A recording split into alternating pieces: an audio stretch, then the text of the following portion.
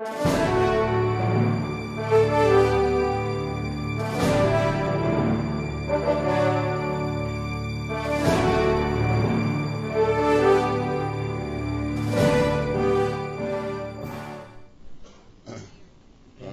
Witness. Opo. Opo. On page 3, paragraph 4. Opo. Dito po nakalagay, capital gains tax which shall be for the account of Basa Guidote. Opo. Ibig sabihin, yung capital gains ang dapat ang magbayad ang Basa Guidote. Opo. Yung 34 billion 703,800 pesos, yan po kasama ang capital gains doon. Sila po ang mananagot doon. Dapat, opo, yan po nakalagay sa kontrata. Yan po nakalagay. Opo. At yan po ay alam mo po ba na hanggang ngayon ang titulo ay nasa Basa Guidote Enterprises pa? Alam po niyo, hindi? Hindi ko po alam. Hindi mo po alam. Hindi mo pa alam na hanggang ngayon ay hindi pa po bayad ang capital gains tax. Again, I have no way of... you have no way of knowing.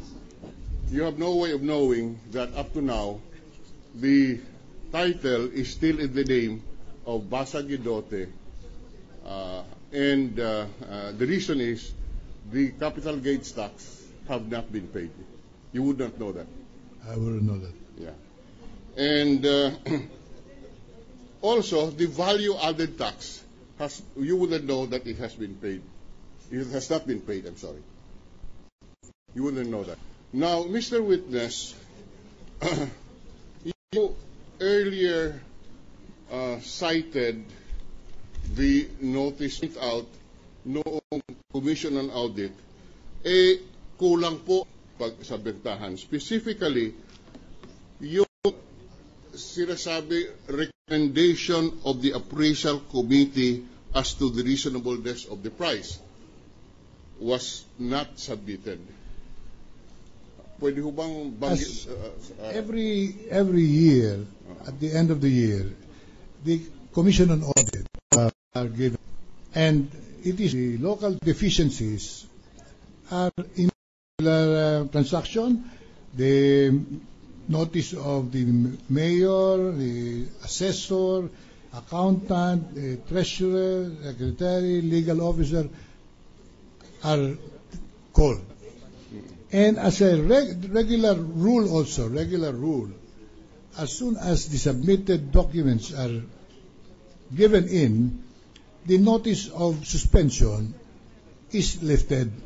Because otherwise, every year, the subject matters question, transactions listed for suspension, will appear every year.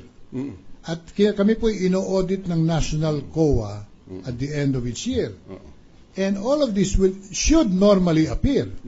And if indeed not satisfied with the explanations of the executive administration, they will make it mature to something else. Maraming kini-question, sinasagot po dapat yan at pinaliliwanag. Ang malamang na sinabi po ng tanggapan ko, yung lalo na po rin sa punto ng Committee on Appraisal, na ang aming appraisal for that particular transaction was very, very accurate, considering that we sold a property of the government for 155 million pesos and paid for by the LRTA, and here we are buying another parcel of land for 34 million for the same purpose of the other one.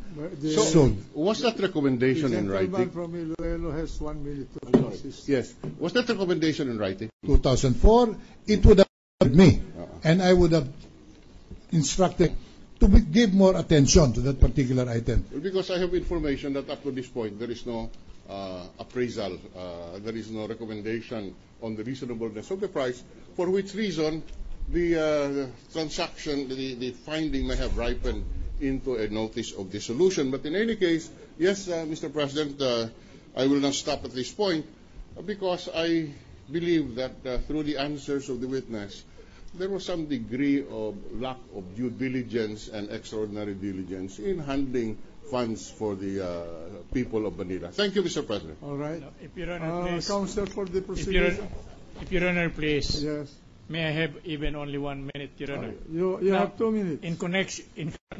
In connection with the non-payment of the letter, Your Honor, please. BIR ruling signed by Mundo P. Guevara, Deputy Commissioner for Legal Inspection Group, which consists of 2 pages, dated May 22, 2001, which states that no capital gain tax may be levied on the excess of just compensation. I'm sorry, Your Honor. I'll ask this be marked as Exhibit 2. Because that is presenting evidence by manifestation, Your Honor, with due respect. Yeah, but you may not be conversant with the rule. We cannot object to the manifestation. What is the basis of your objection? Your Honor, with due respect to Justice Cuedas, he is volunteering this information regarding the exemption without the benefit of proper question, Your Honor. Yes, we will do that. There was a question from the court. And I'm still on cross, Your Honor. No, there was a question from the court, and the counsel for the defense. I yield, Your Honor. I submit. Yeah, and isn't this also subject to doxy stamp? But we have not gone deeper into that aspect because, Your Honor, the transaction had been consummated. Manila, they constructed already the public market there. If they are not interested anymore, we are willing to accept back the property, Your Honor. That's correct. That's correct. Yeah. And the transaction is finished. Yes, Your Honor, it's already consummatum est. It's just a question of relating this to the impeachment yes, case before us. Yes, Your Honor. So, thank you. So, counsel, for the continue with your course. Your Honor, may we just mark in evidence additionally as appearing in the dorsal portion of the subject check marked Exhibit 238 for the defense, and as pointed out by Senator Drilon, the deposit 2, account number so and so, signed by R. Corona. We would like to request that the stamp mark reading Land Bank Malacanang Branch, teller number 2, to be further marked in evidence for the prosecution as Exhibit J-3, Your Honor. Mark it accordingly for the prosecution.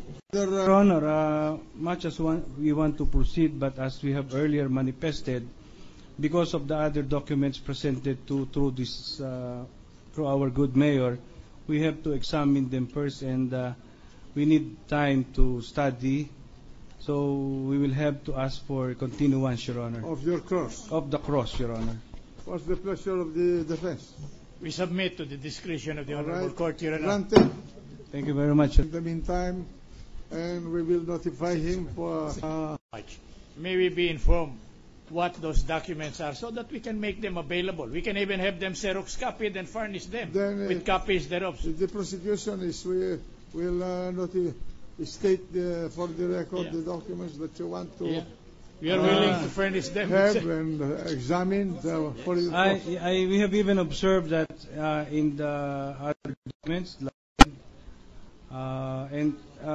so we have to have time, Your Honor, and maybe confer with them, Your Honor. No, I know. I hope you do not. I'm not misunderstood. We are not objecting assistance to you. We were manifesting to the court that we are willing documents Xerox copy, then furnish you with copy. Thank you for that, Mr. Justice. I do not think there is anything wrong. You may confer with the to get the documents you want to. Just We'll ask him to do so. yes, because we know that the law allows corrections, amendments to the sign, yes, or omissions lessons have been learned and corrections in the SALN, the lead counsel would have any information, and whether the new SALN would be utilized or submitted by the defense eventually. Yes, Your Honor, we will do that as very clarified by Your Honor. If there is a necessity to do so, we will do so, Your Honor. But here is my point. There are quite a number of developments that took place in this case, Your Honor. For instance, as you will note, there